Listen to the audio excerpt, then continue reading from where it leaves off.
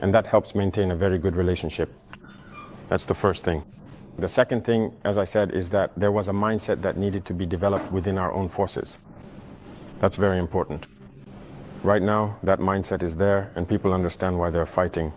If you look back a few years, many officers in the field didn't know why they were fighting. But if we know why we're fighting, who we're up against, and why there's this pressure, people understand better.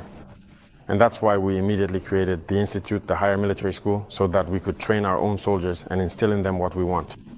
Remember one thing, if you let your forces be trained by other powers, they put into their heads whatever they want. They indoctrinate them as they please, and it's easier to manipulate them. Here in Burkina, right now, that's actually what bothers many imperialist powers. They can't manage to infiltrate our army.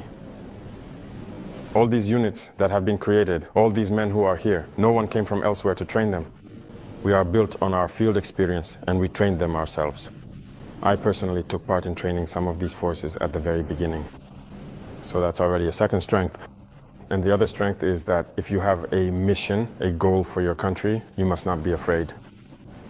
If you are afraid, you hesitate. If you hesitate, you compromise. And once compromise sets in, you're done for. Earlier, you listed a number of factors that make you feel reassured. I insist because history matters too. It's history that guides us. These imperialist forces, they are real. In 1961, they took out Patrice Lumumba in the DRC. In 1972, they took out Kwame Nkrumah in a different way.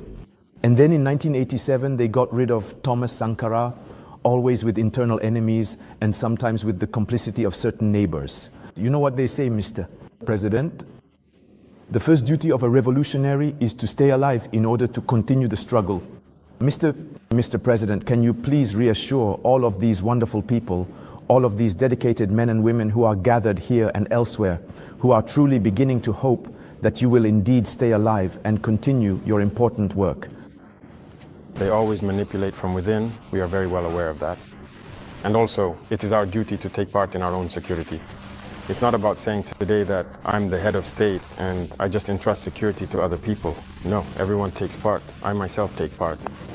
That's why I say it's not just a matter for those who are close to me, it's a matter for the whole people.